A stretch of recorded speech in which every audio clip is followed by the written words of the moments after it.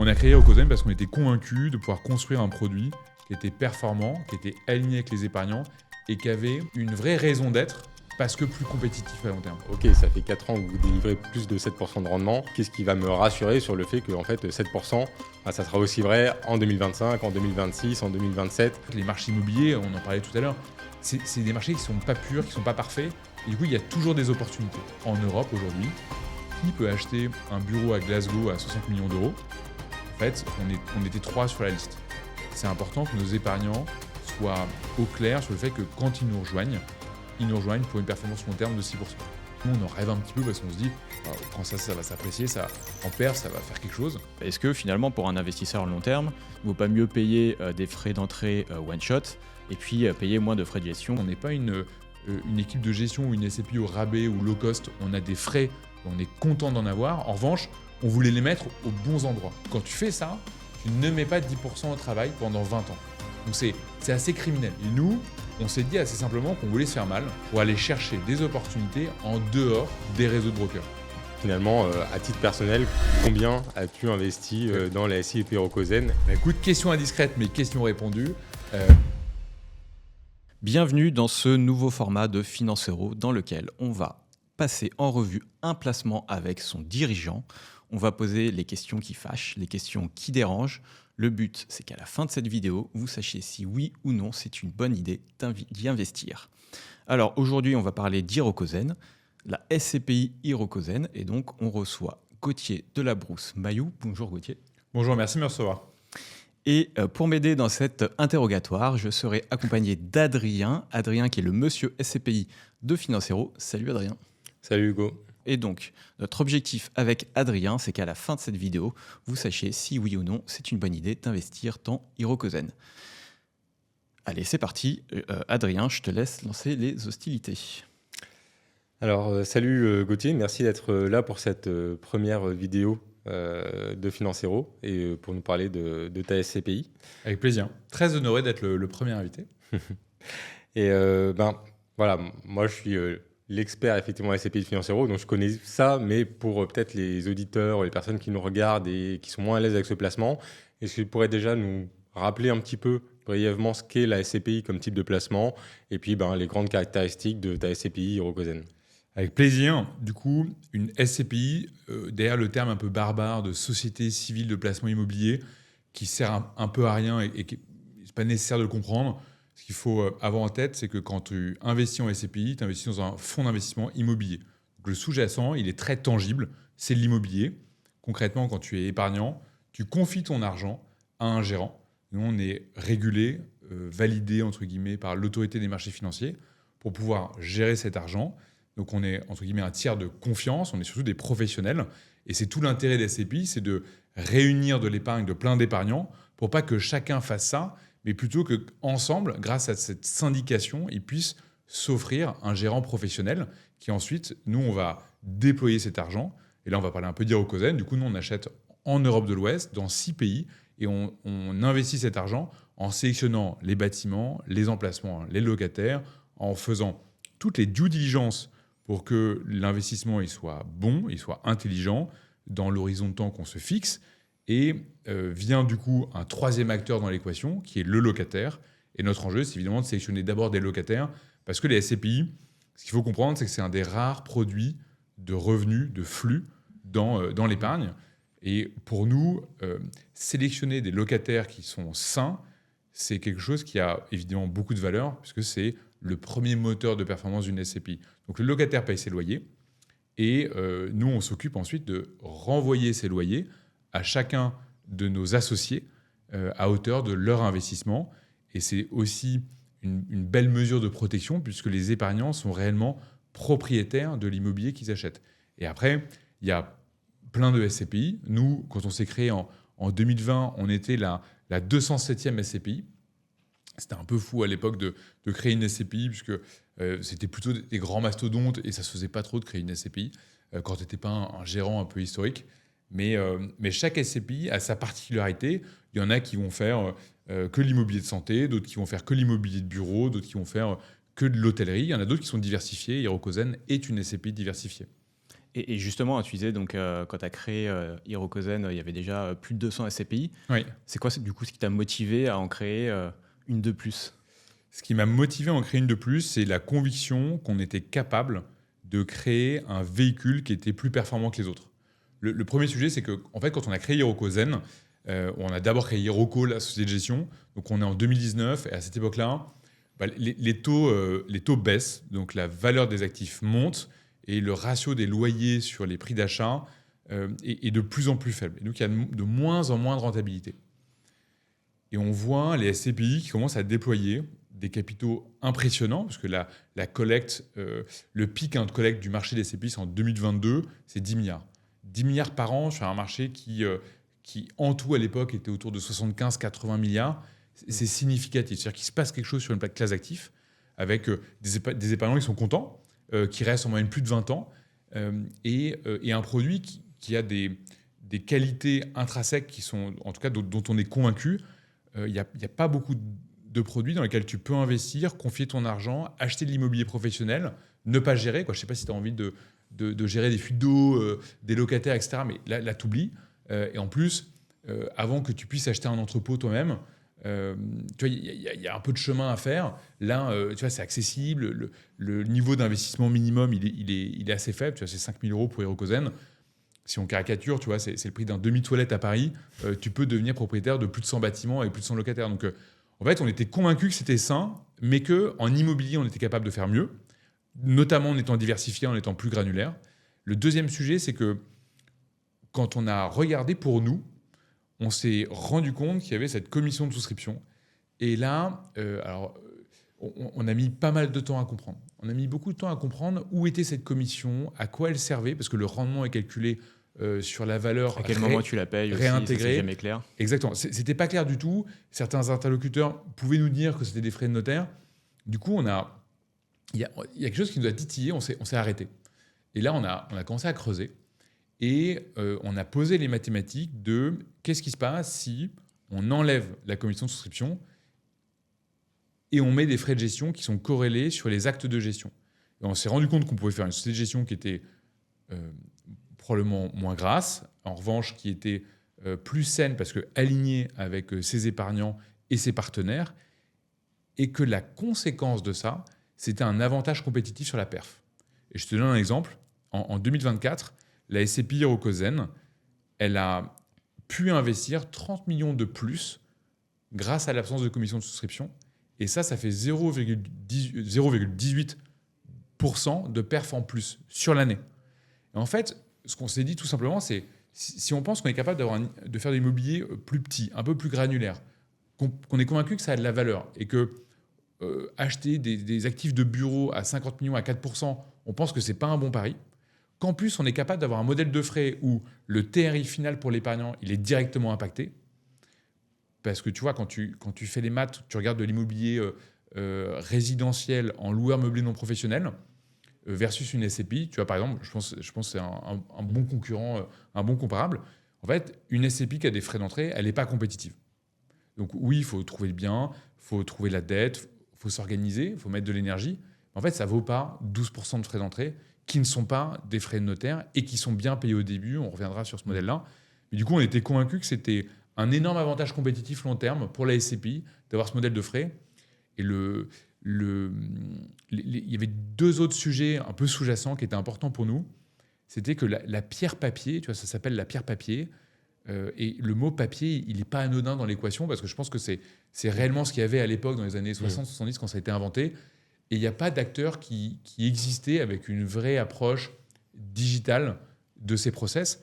Et évidemment, un épargnant, il ne souscrit pas parce que tu as une expérience digitale, il souscrit parce que tu as un bon gérant. Et je pense que c'est ce qu'on a réussi à prouver depuis qu'on a été créé en 2020 avec des performances qui sont appréciables. Vous étiez la première à être souscrite en ligne ou on pouvait déjà le faire en direct? Tu peux déjà le faire pour d'autres... en fait, de manière générale, pour un épargnant, tu peux souscrire à des SCPI de manière digitale. Mais sincèrement, moi, ce n'était pas tant la souscription qui m'intéressait, okay. Parce qu'on a plein de partenaires avec lesquels on travaille et qui permettent ça. L'enjeu, il est plutôt dans le process de gestion ensuite, parce que, je te donne un exemple, le paiement des dividendes. Si tu dois payer des dividendes tous les mois à des milliers d'épargnants, est-ce que tu préfères faire tourner une macro Excel VBA pendant toute la nuit ou est-ce que tu mets en API avec la banque? Quand tu dois valider un KYC, est-ce qu'une pièce d'identité, tu veux vraiment rentrer sa date de péremption ou est-ce que tu préfères faire de l'OCR et vérifier automatiquement les bons éléments? En fait, le fait d'être régulé, c'est aussi une grande responsabilité. Elle est à la hauteur de l'enjeu pour nos épargnants et du coup, nous, c'était quelque chose qu'on était content de mettre en place. En revanche, ça te crée des coûts annexes liés à la régulation pour bien enregistrer, valider, etc. Et mettre de la technologie là-dessus, c'est t'assurer que l'énergie de la société de gestion, elle est sur les bons sujets. Premier sujet, chercher l'immobilier parce que acheter, c'est la clé. Pour gérer l'immobilier parce que c'est de l'immobilier long terme et que tu préfères passer du temps avec tes locataires. Et ensuite, apporter de la valeur à tes épargnants en les gérant efficacement, mais avec des process extrêmement optimisés. Et le dernier sujet, c'était un deuxième avantage compétitif, plutôt lié à la perf, qui était qu'on était au moment où il y avait pas, le décret tertiaire commençait à se mettre en place, et on commençait au tout début, c'est le début de la valeur verte des bâtiments. Ouais, c'est un sujet sur lequel j'ai quelques convictions, et du coup, on s'est dit que, au-delà des convictions qu'on pouvait avoir, entre un gérant qui a acheté depuis les années 60 ou 2000 et qui n'a pas pris ça en compte, et nous qui pouvions investir en connaissance de cause, il y avait une épée de Damoclès de CAPEX en moins. Donc, pour arrêter avec les termes barbares, en fait, les CAPEX, c'est les investissements que tu vas devoir mettre dans un bâtiment. Probablement que certains gérants concurrents vont devoir investir massivement dans leur parc pour qu'ils soient au niveau de la régulation. Et c'était quelque chose dont on pouvait s'affranchir, puisqu'on ce que pouvais tu dis, c'est acheter en que connaissance de tu cause. l'as anticipé et tu as Ouais. acheté des biens dont tu savais que tu n'aurais pas d'investissement à faire à l'avenir, quoi. Pas trop lourd, ou que j'étais capable de les faire, entre guillemets, que l'immobilier était sauvable. Ok. Donc ça peut potentiellement d'ailleurs créer de la valeur, Exactement. même le voir dans un plan de création de valeur, puisque effectivement on peut gagner de l'argent, et on gagne surtout de l'argent grâce au loyer, mais aussi on peut aussi gagner de l'argent avec une plus-value à la revente, une fois un cycle d'exploitation passé, quoi. Tu vois, Adrien, moi, tu vois, nous, on se reconnaît totalement dans ce que tu dis, et quand tu vois la performance historique des SCPI, tu vois, sur le cycle 2015-2022, pour perdre de l'argent en immobilier, il fallait un peu s'acharner. En revanche, la création de valeur d'une SCPI, globalement, si tu regardes l'indice, ça n'a pas suivi la création indicielle générale. Tu as une petite déperdition. Et derrière ça, il y a un petit côté sur l'actif, le côté actif dans la gestion, la capacité à travailler les bâtiments, à être un peu dynamique sur des ventes, des achats, pour s'assurer que ton parc il est au goût du jour, que ton parc il est performant et qu'il est toujours, entre guillemets, bien investi. Et du coup, faire des travaux, c'est important. C'est aussi pour ça, tu vois, typiquement, qu'on a une commission sur les travaux, parce que si tu n'es pas motivé à faire des travaux, probablement que tu n'en fais pas beaucoup. Et c'est pour ça que tu te retrouves dans des fonds de portefeuille de SCPI avec quelques épaves énergétiques. C'est toujours un petit peu dommage. Donc, globalement, pour répondre à ta question, pourquoi on a créé Okozen ? On a créé Okozen parce qu'on était convaincus de pouvoir construire un produit qui était performant, qui était aligné avec les épargnants et qui avait une vraie raison d'être parce que plus compétitif à long terme. Et on a eu de la chance parce que le contexte s'est rapidement accéléré et a vraiment mis en avant ces caractéristiques-là comme étant des caractéristiques clés. Et ça a changé complètement la donne pour nous parce que quand tout le monde est bon, que le marché fait... tout le monde faisait acheter la même chose, faisait un peu la même chose et avait un peu les mêmes rendements. Le fait d'arriver dans un moment de marché où d'un coup la performance se distend et entre la moyenne de marché et quelques SCPI, il y a quasiment 70-80% de performance d'écart, ça nous a beaucoup aidé parce qu'à ce moment-là, on est sorti du lot grâce à ces caractéristiques-là. Effectivement, c'est un des sujets que je souhaiterais qu'on aborde là assez rapidement, qui est le côté de la performance, parce qu'évidemment, quand on parle placement financier, la performance, c'est important. Okay. Moi, je suis associé de Hirokozen, il n'y a pas de secret derrière ça. Donc évidemment, moi, je suis très content de voir que depuis, je crois, 4 ans, vous avez un taux de distribution qui est supérieur à 7%. Oui. Maintenant, comme tu l'as dit aussi, c'est un placement de long terme. Et là, mon autre vision, c'est de se dire, OK, ça fait 4 ans que vous délivrez plus de 7% de rendement. Maintenant, qu'est-ce qui va... Tu as commencé à l'expliquer un petit peu, mais qu'est-ce qui va expliquer cette surperformance si jamais il y a certains aspects où tu peux aller un peu plus dans le détail. Et aussi, qu'est-ce qui va me rassurer sur le fait que en fait, 7%, ça sera aussi vrai en 2025, en 2026, en 2027. Voilà, est-ce qu'il y a des éléments qui viennent rassurer de ce point de vue-là, quoi. Et peut-être juste pour remettre en perspective aussi, 7%, là où le marché est autour de 4, 4,5, c'est ça, Oui. en moyenne. Exactement. Le marché il était à 4,40 il y a 2 ans, il est remonté un petit peu. Déjà, le profil d'Hirokozen, on est une SCPI qui est diversifiée. Et pour nous, c'est important, on n'aurait jamais pu construire une SCPI non diversifiée par conviction personnelle. En fait, quand tu immatricules un véhicule pour 99 ans, moi, j'ai du mal à me dire il faut que j'investisse dans cette classe d'actifs parce que dans 99 ans, elle sera toujours le bon endroit. Et qu'en plus, quand tu collectes, c'est quand même intéressant de temps en temps de pouvoir se dire j'adore la logistique, mais là, en fait, le pipe d'investissement que j'ai en logistique, il n'est pas bon. En revanche, là, j'ai une opportunité en hôtellerie. Si tu es diversifié, tu peux saisir cette opportunité-là. Si tu peux pas, parce que tu n'es pas diversifié, parce que dans tes statuts, tu peux acheter que des locaux d'activité, c'est dommage pour toi. Tu vas pouvoir acheter que ces classes d'actifs. Donc, le fait d'être diversifié et le fait d'être opportuniste, c'est 2 moteurs hyper importants de performance long terme pour Hirokozen, c'est qu'on a pu bien acheter de l'immobilier. Et la première raison de la performance assez tonique d'Hirokozen par rapport à son marché, c'est qu'on a bien acheté de l'immobilier. On a acheté des petits actifs quand tous les gérants se concentraient vers des gros actifs pour déployer leur collecte parce qu'ils collectaient abondamment et il y avait moins de compétition sur les petits actifs. Là, on a changé. On a acheté ces 2 dernières années plutôt des actifs avec des tailles assez importantes par rapport à ce qu'on faisait. Pourquoi ? Parce qu'en fait, en Europe aujourd'hui, qui peut acheter un bureau à Glasgow à 60 millions d'euros ? En fait, on était 3 sur la liste. Et l'acteur, il avait vraiment besoin de vendre, il avait une échéance de dette. Donc on s'est retrouvé avec un 9 ans ferme avec Morgan Stanley à 8,10%. En plein centre-ville de Glasgow, sur un bureau. Tu vois, c'est les employés de Morgan Stanley qui y vont tous les jours, les services qu'il y a dans ce bâtiment. Moi, j'en rêve pour les employés d'Iroko. Tu vois, c'est quelque chose, ça marche assez bien. Donc là, 8,10%, vous l'avez acheté, globalement, le rendement du loyer par rapport au prix que vous avez acheté, ça donne du 8,10% Exactement. par an, quoi. Avec un 9 ans ferme et un locataire qui est noté 100A. Donc la visibilité que tu as sur le flux, moi je considère qu'elle est bonne. Donc la performance, elle s'explique par l'immobilier qu'on a acheté. On a acheté l'immobilier avec des taux acte en main, des taux qui sont élevés parce qu'on a acheté au bon moment. Et on a su saisir entre 2023 et 2024 des opportunités, des contextes avec des vendeurs qui avaient besoin de vendre. Donc on a constitué un stock d'actifs qui est important. On parle de quasiment 800 millions d'euros sur le milliard d'actifs d'Hirokozen qui ont été achetés pendant cette période-là. Et du coup, ça fait un taux acte en main qui est élevé. Du coup, ça fait une performance future long terme qui est assez élevée. Et pour traduire cette performance-là, on a fait évoluer l'objectif long terme de performance d'Hirokozen, qui était à 5,5. On l'a passé à 6.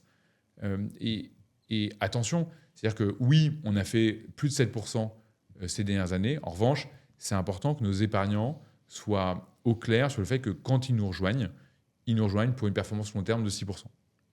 Et ça, là-dessus, on essaie d'être clair parce que la SCPI, c'est un investissement long terme, c'est un investissement dont le capital n'est pas garanti, dont la liquidité n'est pas garantie. Et c'est important pour nous d'être clair sur la promesse. Et tu vois, d'ailleurs, la première année, on était une jeune SCPI, donc on avait un effet collecte un peu fort. Concrètement, on pouvait faire 22% de perf la première année. Et ce qu'on l'a fait, en fait, on ne l'a pas fait. On n'a pas affiché ce rendement-là à 2 chiffres parce qu'on trouvait que ce n'était pas sérieux. Et surtout que s'il y avait des gens qui nous rejoignaient parce qu'ils avaient vu 22%, ils auraient été déçus l'année suivante. En fait, l'année prochaine, on savait qu'on avait plutôt du 7 dans le capot. En fait, on a fait du 7. Et tu vois, notre meilleure année, ce n'est pas notre première année. Là, notre meilleure année, c'est notre 4e année. Et pourquoi ? Parce que moi, je préfère que les gens soient clairs sur ce pourquoi ils investissent, pour qu'ils restent long terme. On n'est pas là pour gérer du SAV sur les épargnants. Moi, je préfère largement avoir moins de collecte, mais de la collecte long terme, saine, granulaire, et me concentrer sur l'immobilier pour bien acheter. Et sur la suite, tu vois, nos moteurs de performance, ils sont assez simples. Le premier, c'est l'immobilier. Le deuxième, c'est la dette. On a une position sur le marché qui est un petit peu différente par rapport à l'effet de levier.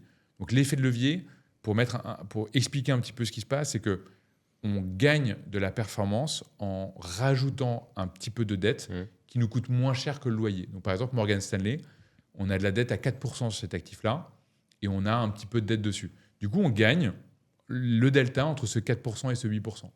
Et nous, on l'a fait, et on l'a fait assez fortement parce que, historiquement, les SCPI, elles mettent peu de dette. Je ne qualifierais pas les raisons derrière ça. Ma stratégie, la stratégie de l'équipe de gestion d'Iroko, c'est de dire que pour certains actifs, c'est intéressant de mettre de la dette. Quand tu as un pôle emploi avec un 9 en ferme, c'est dommage de ne pas mettre de la dette. Ma conviction, c'est que c'était probablement lié à deux gros défauts qu'il peut y avoir parfois dans des gérants de SCPI. Le premier qui est le fait qu'ils ne sont pas motivés à la performance, ils sont motivés à collecter. Et du coup, déployer des capitaux, c'est déjà suffisamment de travail. Donc si tu déploies... C'est des efforts qu'ils n'ont pas envie de faire, quoi. Si tu dois déployer encore plus alors que tu collectes déjà beaucoup, on ne va pas en plus rajouter de la dette. Entre guillemets, ça fait plus de boulot. Donc là, c'est mon premier sujet. Et le deuxième, c'est qu'il y a des moments où c'est intéressant d'acheter. Et moi, je préfère acheter avec des taux à 7-8%. Et en moyenne, en 2024, on a acheté juste en dessous des 8% de taux acte en main. Donc c'était extrêmement relatif pour la SCPI Hirokozen. Donc ça augmente la performance long terme de la SCPI que d'acheter. Je préfère acheter entre guillemets massivement. Et on a pu le faire parce qu'on a beaucoup collecté. On a eu de la chance d'avoir des épargnants qui nous ont confié leur épargne, des partenaires qui l'ont largement préconisé à leurs clients. On a collecté 356 millions d'euros en 2024. Ça fait 1 million par jour. Ce n'est pas anodin. Du coup, on était très identifiés par beaucoup de brokers comme étant un des rares institutionnels capables de déployer des capitaux sur les marchés sur lesquels on est actif. Et du coup, on ne s'en est pas privé. On était assez agressif, mais on a préféré mettre de la dette en face. Et ça représente 0,25% de dette en plus sur le 7,32 de performance qu'on a fait en 2024. Donc, c'est loin d'être anodin. Donc, de l'immobilier qui tourne bien, de la dette. Juste sur la dette, du coup, vous êtes c'est quoi votre ratio dette sur actif On est entre 24 et 27% en fonction de quelques acquisitions. Assez naturellement, ce ratio il va tendre vers entre 15 et 20. Mais on était content dans ce marché-là. Je pense que c'était vraiment le moment de mettre de la dette. Et en revanche, tu vois aussi, ça répond à une des questions d'Adrien tout à l'heure, un des leviers potentiels de performance future, qui est le moment où on refinance ça. Parce que si les taux baissent et que le 4 il passe à 2, l'impact sur la performance, il est loin d'être anodin. Donc on sera ravis de refinancer. Amis banquiers, dans quelques mois, on viendra toquer à votre porte. Parce que refinancer cet immobilier-là, c'est le sens de l'histoire pour nous et on sera ravis de le faire. Justement, quand vous faites un crédit comme ça en tant que SCPI, c'est du taux fixe aussi, comme le crédit classique, si vous n'avez pas de taux variable. Non, on a des taux variables. Alors, on a plutôt des taux variables. Ok. On a plutôt des taux variables et on se couvre en échange, ce qui renchérit encore un petit peu plus ce coût-là. Mais nous, on fonctionne plutôt avec une marge par rapport à l'Euribor. Ok. Moi, ça me fait penser justement, comme tu l'as expliqué, les taux bougent. Ouais. Vous avez très bien acheté en 2023-2024. Ouais. Donc là, la mécanique, potentiellement, on ne sait jamais, mais est en train de s'inverser et ça peut se confirmer si les taux continuent à baisser. Peut-être qu'on va retourner sur des actifs avec des rendements qui, de coup, vont plus être à 8% comme Morgan Stanley, ils vont peut-être de nouveau rebaisser. Là, je prends un peu ma position égoïste d'associé chez Hirokozen. Est-ce que c'est pas le moment de freiner un peu la collecte justement pour acheter moins et garder cette belle performance que vous avez avant et quitte à lancer un autre véhicule, je sais pas des façons de faire, mais voilà. Et puis en plus, vous avez déjà une SCPI avec 800 millions d'euros. Est-ce que il n'y a pas un risque de dégrader la performance finalement en gardant ce rythme-là, quoi? Non, c'est une bonne question. Juste pour finir, il y avait un dernier levier de performance qui est l'absence de frais d'entrée, puisque l'air on met plus d'argent au travail et c'est pas anodin. Je parlais des 0,14 et avec ça, vous avez la décomposition des principaux effets sur notre performance. Donc de l'immobilier avec un petit effet de levier, l'absence de frais d'entrée qui met encore plus d'argent au travail et avec ça, vous avez une bonne vision de d'où vient la perf. Sur ta question, Adrien, c'est une bonne question. Et évidemment, nous, je ne te le cache pas, c'est le genre de questions qu'on se pose tous les jours. C'est comment on fait pour pérenniser la performance d'Hirokozen. Nous, tu vois, on est une jeune société de gestion. Cette SCPI, c'est notre porte-étendard. On pense qu'on a construit une SCPI qui a des avantages compétitifs qui sont significatifs par rapport à beaucoup d'autres véhicules. Et tu regardes son TRI, C'est un des tout meilleurs TRI depuis 2020 et ça sera dans les avenirs probablement aussi un des meilleurs TRI parce qu'on a acheté beaucoup d'immobilier bien et du coup, il y a un deuxième moteur de la SCPI qui va s'activer qui est la vente d'actifs avec des plus-values. C'est un deuxième moteur qui doit nous aider. Après, donc, plusieurs choses. La première, c'est comment est-ce qu'il faut arrêter la collecte. Moi, mon premier sujet, c'est que si on arrête la collecte, on nuit à la liquidité de la SCPI. Et c'est important pour nous de continuer à avoir une liquidité qui soit bonne. Le deuxième sujet, c'est la diversification. Tu vois, la SCPI, moi, si je regarde un peu nos épargnants, nos partenaires, pourquoi ils nous choisissent, c'est parce qu'ils ont un produit d'épargne qui est stable et qui n'a pas de forts soubresauts de valorisation sur le prix de part, avec des rendements pour lesquels tu as une bonne visibilité. Et c'est vrai que nous, on a une durée d'engagement ferme de nos locataires de plus de 7 ans. Donc, c'est vrai que ça donne une vraie pérennité à ça, et c'est en ça que ça fait un bon produit d'épargne. Mais la diversification, le couple risque-rendement, il marche dans les deux sens. Et du coup, aujourd'hui, on a 1 milliard d'actifs sous gestion qui tourne à un peu plus de 7,32. C'est un couple risque-rendement qui est assez extraordinaire, mais on est content de continuer à diversifier parce que chaque euro qu'on collecte, c'est aussi des nouveaux actifs qui diluent encore plus le risque. Si on parle maintenant du momentum de marché, aujourd'hui, on peut s'attendre, et tu as raison, et nous on en rêve un petit peu parce qu'on se dit, wow, quand ça va s'apprécier, ça, en perf, ça va faire quelque chose. On peut s'attendre à ce qu'avec la baisse des taux, l'immobilier reprenne une petite bouffée d'air. Et on voit les prix y remontent.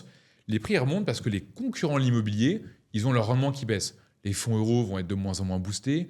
Les produits structurés et tous les produits de taux qui permettaient à des épargnants de placer leur argent avec du capital garanti, de la liquidité et des performances qui étaient garanties à 4, 5, 6%, c'était des alternatives qui étaient très compétitives, voire meilleures que l'investissement dans certaines SCPI. Et là, l'immobilier, il a reconstitué sa prime de risque. Et Hirokozen, c'est une SCPI qui a reconstitué le risque et qui crée du coup le bon niveau entre des produits à taux sans risque demain, qui vont tourner probablement à 2-3%, et la SCPI. En revanche, est-ce qu'elle a besoin de rester à 7-8% pour maintenir ça ?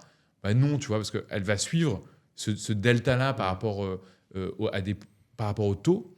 Et du coup, moi, je ne suis pas très inquiet. Demain, même si la performance de la SCPI, elle baisse, je considère que ce n'est pas très grave, parce que en fait, le reste des produits d'épargne, c'est concurrent. Tant que tu fais mieux qu'un fonds euro, tu es content. Exactement. Donc, il y a ça. Et ensuite, il y a nos convictions en immobilier. Donc, la première, c'est que là, on n'est pas encore sur une vraie remontée des prix, on est sur un plateau. Et on le voit aujourd'hui. Donc ce que je vous dis, c'est que l'immobilier, le sous-jacent de la SCPI, et d'ailleurs, pour nos épargnants, c'est la bonne manière de comprendre la performance long terme d'une SCPI, c'est de voir l'immobilier qu'elle achète. Donc quand tu as des SCPI qui te font du 8, du 9, du 10%, si le sous-jacent en immobilier il tourne à 6 ou à 7, probablement que la performance long terme de la SCPI sera à 6 ou 7. Nous, aujourd'hui, on est à 7,30 et le pipe qu'on a, on a à peu près 240 millions d'euros dans le pipe, ça veut dire qu'on a des accords avec des vendeurs pour acheter cet immobilier-là, il tourne à plus de 7,70%. Donc là, tout ce qu'on achète, c'est relutif. Okay. Donc là, moi, la baisse n'a pas encore commencé. La baisse n'a pas encore commencé. Et du coup, nous, on est ravis de continuer à augmenter la performance et diluer le risque pour nos épargnants. Et il y a ensuite, tu as raison, un autre cycle qui va démarrer. Et là, notre enjeu, ça va être de retomber sur nos pattes pour être opportuniste, bien sélectionner les marchés sur lesquels on va, les actifs, les vendeurs. Et pour ça, on se structure tous les jours et on construit une équipe d'investissement qui a une bonne culture. Et tu vois, quand je parle d'une bonne culture, je pense qu'on va parler des frais après, mais l'air de rien, le fait d'être rémunéré pour tel ou tel acte de gestion, ça change évidemment la culture de ton équipe. Et c'est notre stratégie profonde d'être opportuniste. Et en fait, les marchés immobiliers, on en parlait tout à l'heure, c'est des marchés qui ne sont pas purs, qui ne sont pas parfaits. Et du coup, il y a toujours des opportunités. Et c'est à nous d'être bons et de les relever. On s'est donné les moyens en construisant dans chacun des pays sur lesquels on est présent un réseau, une réputation, un réseau de brokers. Et parfois, quand on n'y arrivait pas, notamment en Espagne, tu vois, on n'était pas assez satisfait du sourcing, notre proximité avec nos locataires, etc. On a créé une antenne pour être présent localement et être encore plus proche de ce marché-là, sur lequel on compte pour se diversifier dans les années à venir et construire ça. Donc, tu vois, on a des actifs aussi à construire pour être bon dans les prochaines années. Mais là, c'est pas ce qu'on voit, tu vois. Là, il y a encore clairement devant nous quelques années où ça va être lutif. Ok. Ouais, du coup, tu as mis pas mal en avant le fait qu'il n'y avait pas de frais d'entrée justement sur Hirokozen. Mais nous, quand on a fait notre petit comparatif, on s'est rendu compte que vous aviez des frais de gestion, pour le coup, qui étaient plus élevés que la moyenne. Est-ce que ça, du coup, ça ne va pas à long terme venir peser sur la performance ? Et est-ce que finalement, pour un investisseur à long terme, il ne vaut pas mieux payer des frais d'entrée one-shot et puis payer moins de frais de gestion pour avoir, tu vois, d'une certaine manière, t'amortis les frais d'entrée et ensuite tu as une meilleure performance. Comment est-ce que, justement, tu fais l'arbitrage là-dessus ? Eh bien, bien. C'est-à-dire que nous, tu vois, ces maths, on les a fait. Et c'était un des prérequis, quand on a créé Hirokozen, de s'assurer qu'il n'y avait à aucun moment un effet ciseau. Et si tu couches les chiffres dans un Excel, il n'y a pas un moment, il n'y a pas une durée où c'est plus intéressant de prendre 10% de frais d'entrée. Et c'est pour ça qu'on a placé notre commission de gestion à 12 et pas à 15 ou à 17 ou à 18, parfois comme d'autres. C'est que à 12%, et on a un petit peu de marge, si on serait à 14, ça ne changerait pas grand-chose, mais à 12% hors taxe, et on raisonne hors taxe, et tout de suite, je mets fin au débat, comme la TVA est récupérable pour la SCPI, le vrai coût de la commission de gestion sur les loyers, c'est 12%, mais l'assiette, c'est bien les loyers. Donc déjà, si on prend un tout petit peu de recul, la commission de souscription, son assiette, c'est la souscription. Donc quand tu pars, que tu mets 100 et que tu te retrouves avec en réalité 90 au travail, pendant la durée de vie de ce placement qui est de plus de 22 ans, donc pendant 22 ans, tu as 10 qui ne travaillent pas. Et ça, c'est important, c'est que ce ne sont pas des frais de notaire, et ils ne sont pas prélevés à la fin. Ils sont prélevés au début. Du coup, quand tu fais ça, tu ne mets pas 10% au travail pendant 20 ans. Donc c'est assez criminel. Et tu vois, si on regarde le TRI, le taux de rendement interne, qui prend à la fois en compte le taux de distribution et les frais d'entrée, bah, tu vois, une SCPI qui fait du 10% mais qui a 10% de frais d'entrée, le TRI de l'année 1, en général, il est négatif. Ben, chez Hiroko, ce n'est pas le cas. Et franchement, ça change tout. Ça change tout, pourquoi ? Parce que tu as raison. Nous, on a un défaut, c'est qu'on a plus de lignes de frais. Mais Adrien, est-ce que si on a plus de lignes de frais, ça veut dire qu'on a plus de frais ? Bah, pas nécessairement, il faut faire les maths. Faut faire les maths. Du coup, si on fait les maths, nous, déjà, l'assiette, elle est sur quoi, tu vois ? Donc, on a une commission d'acquisition de 3%. Donc, en fait, nous, on ne met pas non plus 100 euros au travail. On n'en met que 97. Donc, d'un côté, tu mets 90 au travail. De l'autre, tu mets 97. Ensuite, tu as la com de gestion. Et avec ces deux commissions-là, tu as les deux principales commissions des SCPI. Et la commission de gestion, son assiette, c'est les loyers. Donc, on ne peut pas comparer 12% de commission de gestion avec 12% de commission de souscription. Parce qu'il y en a un, c'est sur 100, donc ça te coûte vraiment 12. L'autre, c'est plutôt sur 7%, donc ça te coûte 0,85. Et vous avez raison, la commission de gestion d'Hirokozen, elle est un petit peu plus élevée que le marché qui est à 10. Donc, ça veut dire quoi ? Ça veut dire que tous les ans, si on avait les mêmes commissions de gestion que les autres SCPI, on serait plutôt à 0,70. Et là, on est à 0,85. Donc, on a 0,15% de frais en plus tous les ans. Mais, comme on met plus d'argent au travail, on a plus de loyers. Et net de la commission de gestion, ça fait quand même plus de loyers à la fin pour l'épargnant. Et du coup, il n'y a pas un moment où c'est plus intéressant. Et je sais très bien d'où vient cet argument-là. C'est un argument défensif, mais qui n'est pas rationnel. Et on a fait les maths. Et je vous invite à le regarder. On peut vous l'envoyer si vous voulez. On a fait une petite infographie. Et je suis preneur de votre aide là-dessus, parce qu'on n'arrive pas à vraiment amener cette pédagogie-là jusqu'au bout. Mais il n'y a aucun débat sur les mathématiques. Et on a plus de lignes de frais. Et franchement, moi, je l'assume à 200%. Et je suis content d'avoir ces frais-là. Premier sujet, en fait, on n'est pas une équipe de gestion ou une SCPI au rabais ou low cost. On a des frais et on est content d'en avoir. En revanche, on voulait les mettre aux bons endroits. Et nous, on est les premiers épargnants de la SCPI. Et on s'est construit, on est une société de gestion indépendante. Et d'ailleurs, si vous regardez les classements des SCPI, au T4, au dernier trimestre de l'année, on était la première société de gestion indépendante en France en termes de collecte. Donc, tu vois, en tout cas, une vraie réalisation pour nous. Ça veut dire quoi quand tu n'as pas des réseaux ou des alliances qui font que tu es distribué ou référencé de manière assez native ou assez automatique? C'est-à-dire que tu comptes que sur toi pour commercialiser, pour convaincre, pour montrer que ton produit est sain. Et du coup, c'était clé pour nous d'être hyper à l'aise sur la partie frais, parce qu'en plus, en arrivant avec un modèle qui n'était pas tout à fait dans la dox de ce marché-là, on savait qu'on serait probablement un petit peu attaqué. Nous, on pense que c'est un modèle qui est super simple parce que ça aligne les intérêts. Ça aligne les intérêts d'abord avec l'épargnant. Parce que l'épargnant, il est content, probablement qu'on prenne 10% de frais d'entrée. En revanche, je pense qu'il peut se poser la question de pourquoi. Pourquoi est-ce que quand mon gérant a collecté de l'argent, il me ponctionne 10%? C'est quand même un anachronisme. Il n'y a aucun produit d'épargne pour lequel tu as ces 10%. Aucun. Ça existait avant. Hein. C'est fini. Ça s'appelle payer pour voir. Et nous, quand on est un jeune gérant, qu'on n'a pas de track record en 2020, moi, je ne me sens pas droit dans mes bottes pour faire payer 10% à des épargnants qui ne nous connaissent même pas. Le deuxième sujet, c'est d'aligner ça avec des actes de gestion. Nous, un épargnant, il veut qu'on place l'argent. Tu vois, un gérant aujourd'hui qui prend la collecte et qui la place sur des comptes à terme, eh ben, il touche ses 10%. Nous, tant qu'on n'a pas investi en immobilier, et je peux dire que c'est un travail massif de bien le faire, on ne touche pas un euro de chiffre d'affaires. Donc ça motive la société de gestion de faire ce pourquoi un épargnant nous a missionné. Nous, on nous confie de l'argent pour l'investir en immobilier. Tant qu'on ne l'a pas fait, on ne touche pas un euro.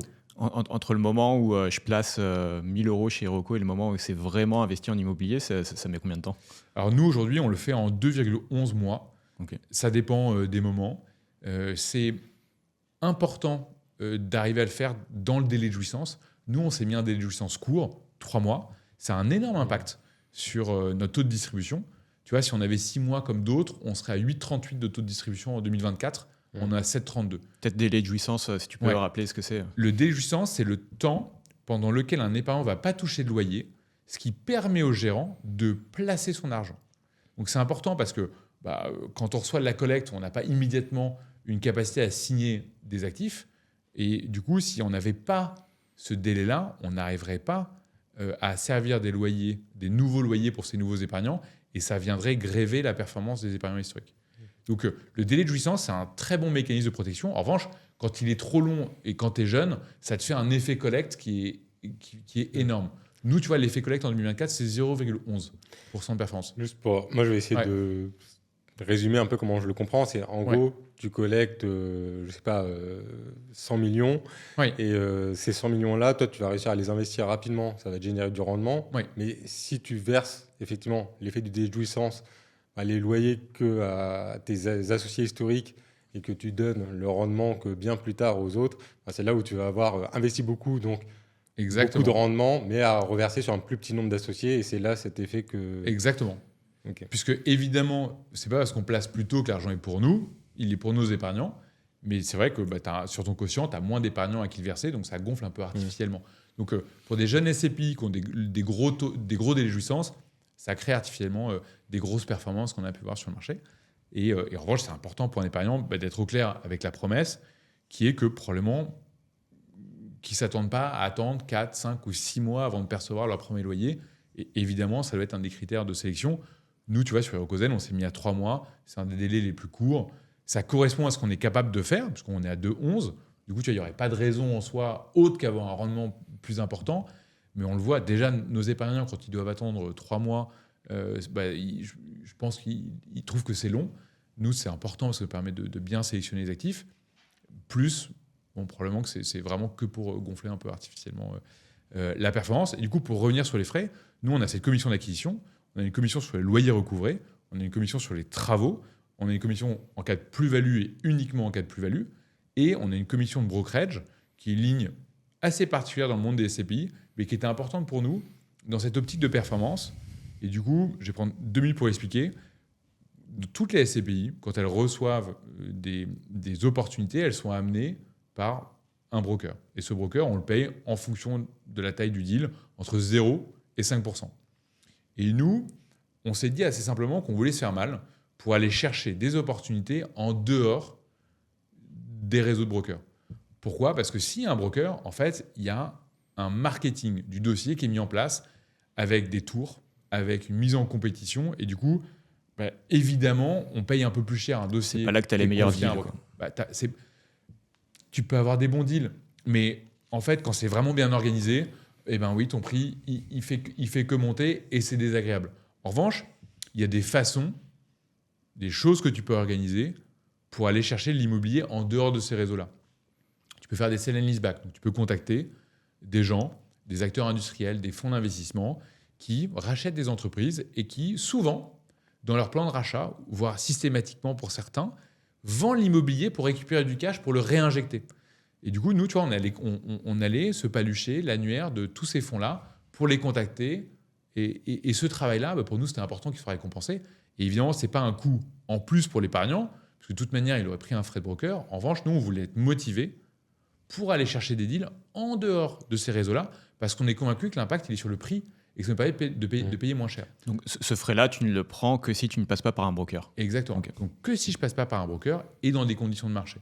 Et nous, concrètement, ça nous motive à aller chercher des deals et du coup des prix qu'on n'aurait probablement pas ailleurs.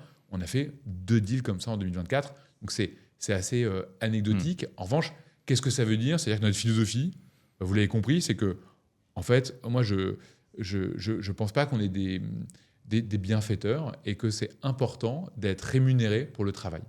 Et du coup, on a mis en face du travail une rémunération. Et oui, il y a beaucoup de lignes de frais. Je pense que c'est le seul défaut d'Hirokozen, qui par ailleurs est une SCPI qui est assez agile avec peu de frais. Et ça va beaucoup l'aider par rapport à beaucoup de ses concurrentes, puisque sur la performance long terme, ça se voit, parce que tu as une commission de gestion sur le loyer à 12, et on peut dire qu'elle est élevée. En fait, elle est élevée par rapport à la moyenne de marché qui est à 10.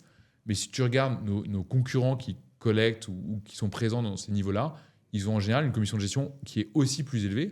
Tu as des SCPI qui ont des commissions de souscription et des commissions d'acquisition, donc qui ont les deux. Donc tu vois, même quand je vous fais la comparaison là, avec une SCPI qui a 10% de commission de souscription et Iroko qui a 12% de commission de gestion, en fait, à la fin, on gagne. Mais si je prends des cas particuliers de certaines SCPI, c'est encore pire. On a entre 0,30 et 0,50 bips de perf long terme en plus grâce aux frais par rapport à beaucoup de nos concurrents. Points de performance. Points de performance, exactement.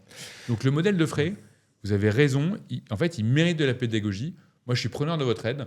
Le fait d'avoir pas de frais d'entrée, ça fait mettre plus d'argent au travail sur une durée qui est importante et ça se traduit tout simplement dans la performance et dans le TRI de nos épargnants.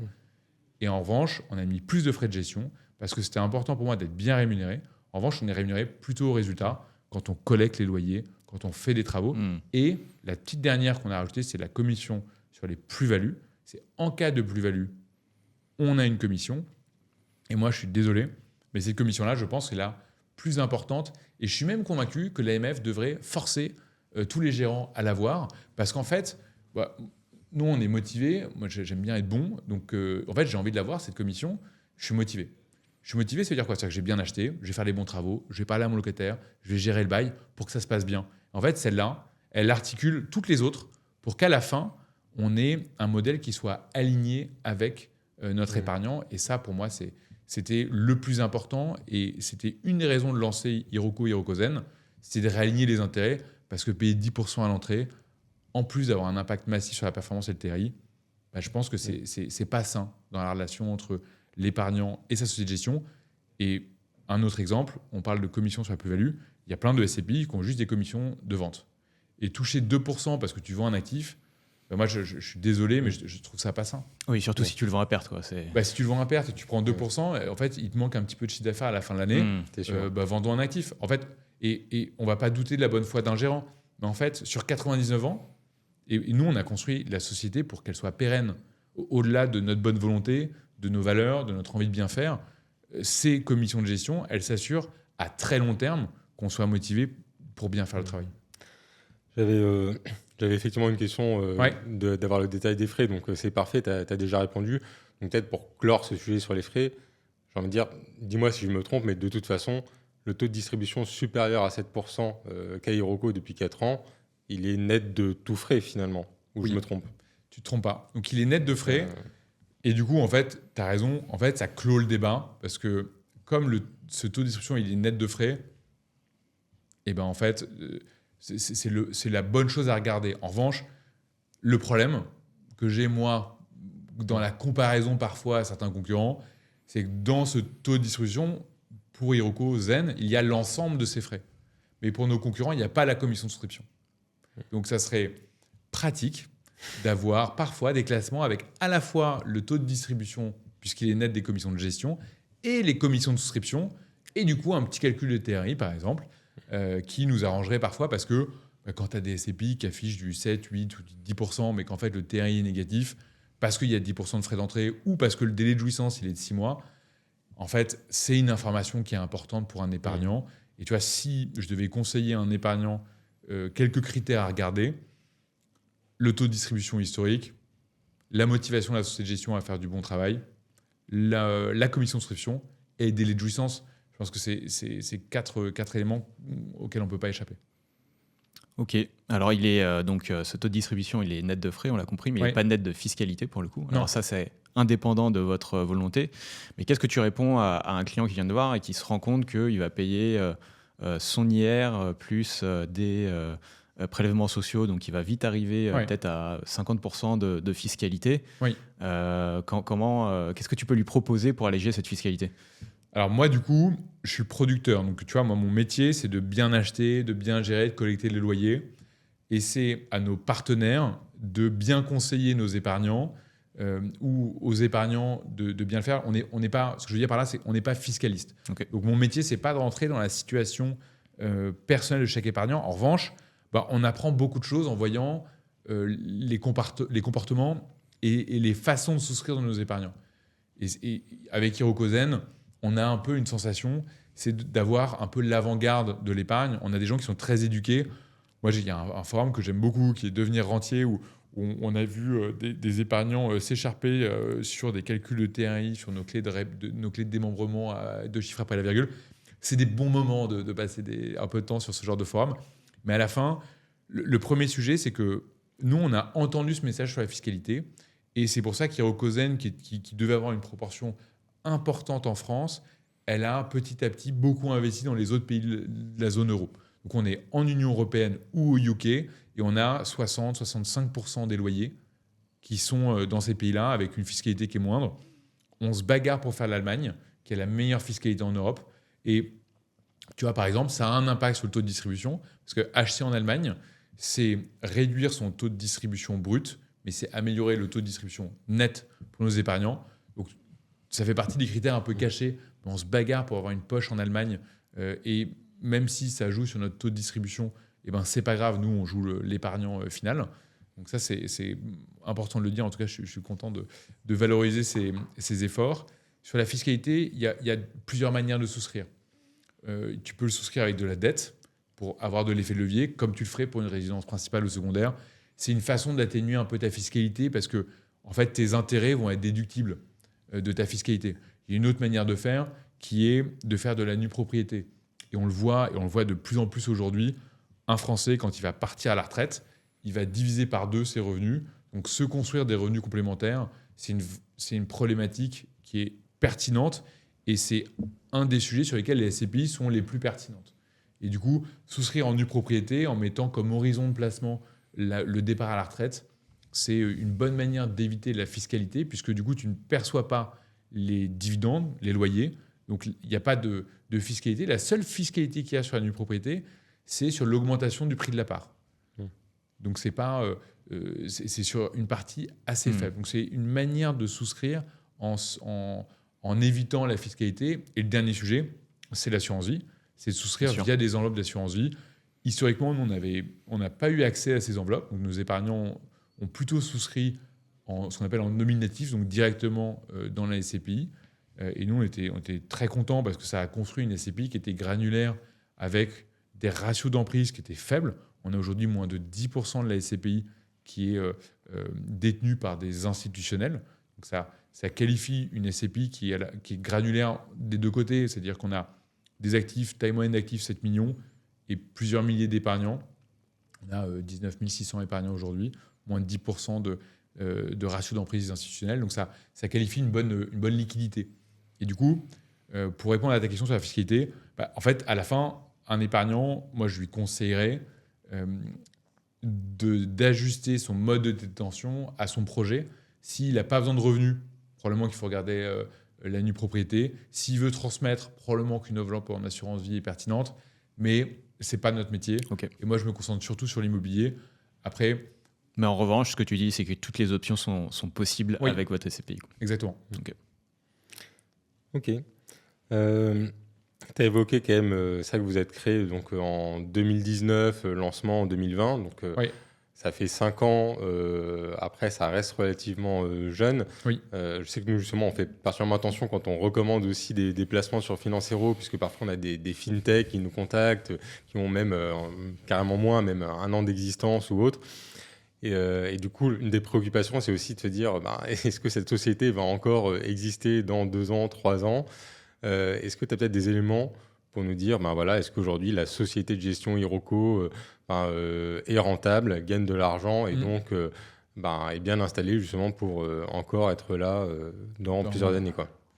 Oui, c'est une bonne question. Moi, je trouve que c'est une question qui est légitime.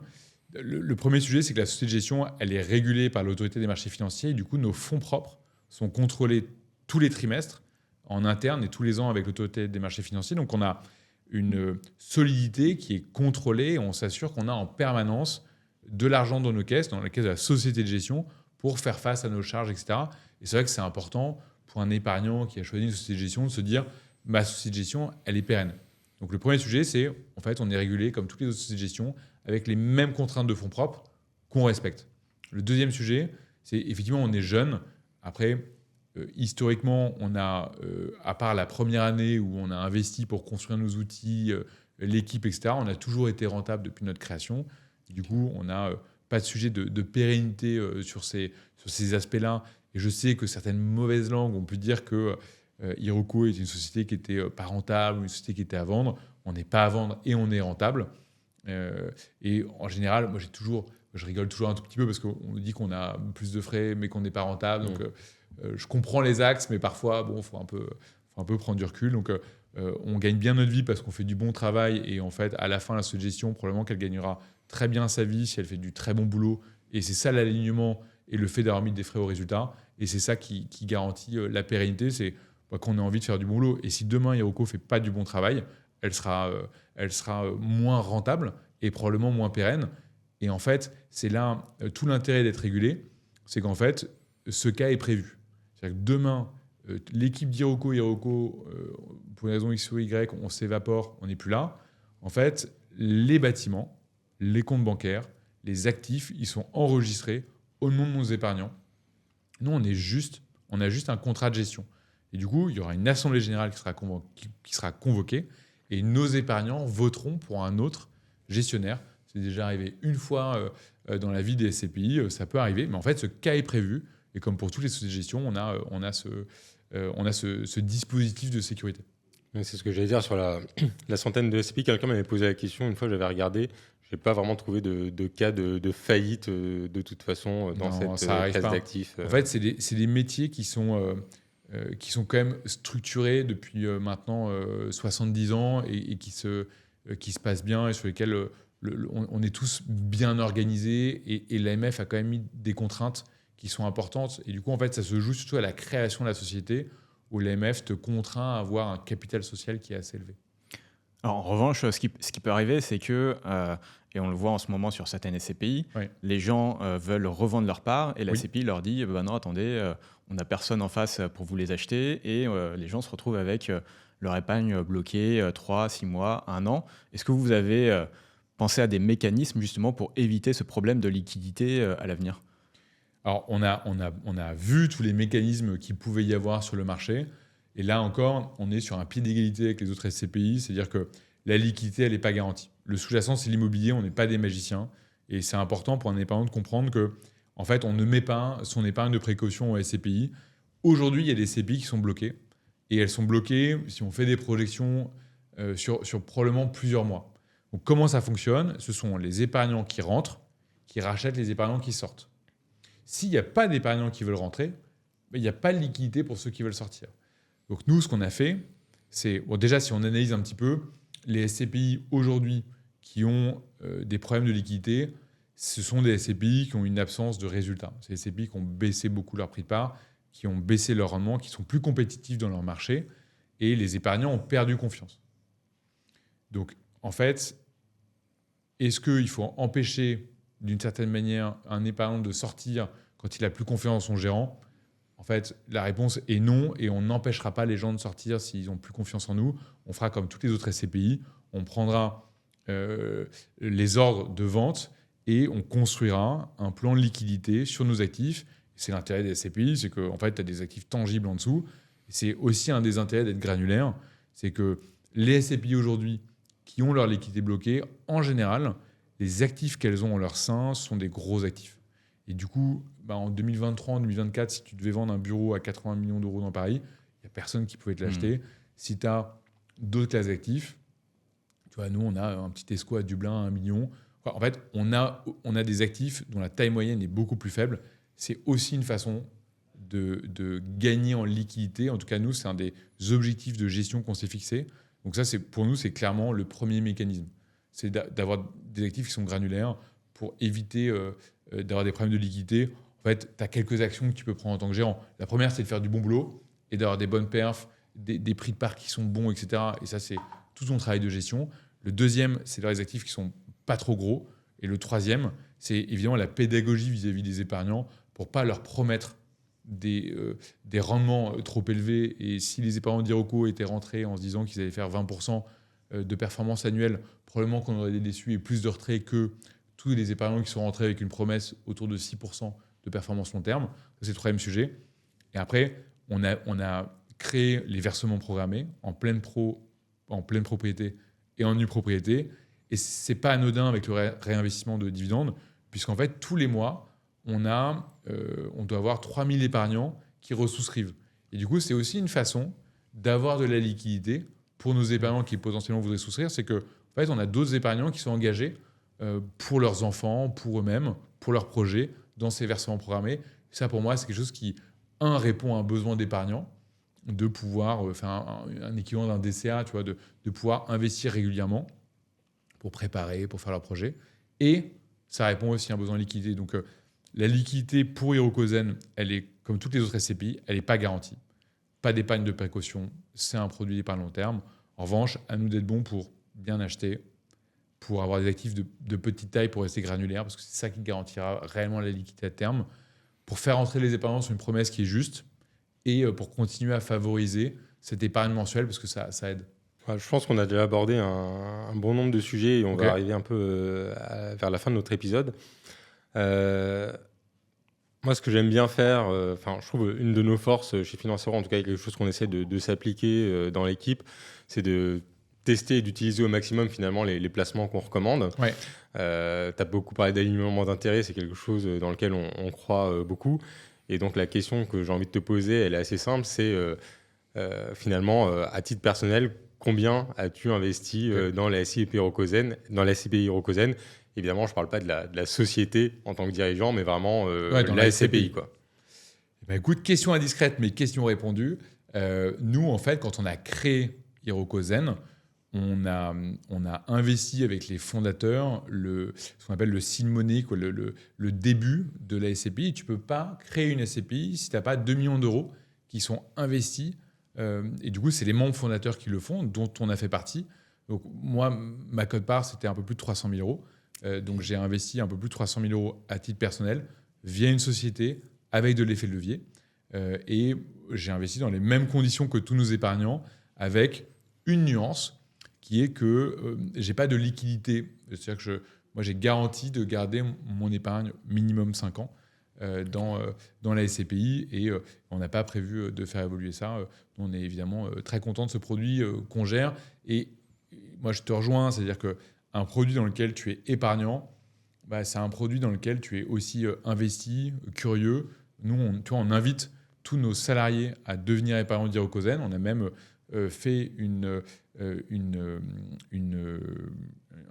petite modification de nos conditions générales de vente où les employés d'Hiroko peuvent souscrire à partir de 200 euros, à partir d'une part à Hirokozen. Et ça leur permet du coup d'être épargnants plus facilement qu'avec 5 000 euros. Et c'était notre façon de leur dire, allez-y, même pour une part, devenez épargnant, c'est important, parce qu'on croit à cet alignement d'intérêts. Et pour être complet, moi, j'ai aussi un petit versement programmé en perso ce coup-ci, mais en nue propriété pour éviter la fiscalité, parce que je n'ai pas besoin de revenus complémentaires. Et du coup, plutôt pour préparer l'avenir et anticiper notamment les études de mes enfants. Voilà, pour tout vous dire. Mais l'équipe de direction, les fondateurs et nos salariés, les employés, les équipes d'Iroko sont investisseurs chez Hirokozen. Et pour la petite histoire, vous voyez, même quand là, on a mis en place des plans d'intéressement, etc., nous, la première question qu'on pose, c'est est-ce qu'on peut mettre Hirokozen dedans ? Parce qu'en fait, on pense que c'est un bon produit d'épargne et on est ravis d'en avoir. Ok, écoute, dernière question, c'est une petite question rituelle qu'on a bien posée. Si Hirokozen n'existait pas, dans quel placement tirer aujourd'hui ? Ok. Et tu n'es pas obligé de citer une SCPI concurrente, hein, tu peux citer autre chose. Je vais pas jouer à ce jeu-là. En plus, je ne l'ai pas fait, donc voilà, je ne vais pas te mentir.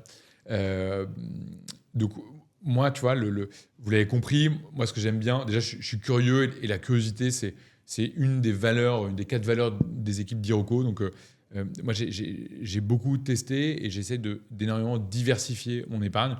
Donc, j'ai quasiment de tout. Moi, j'investis en crypto-monnaie.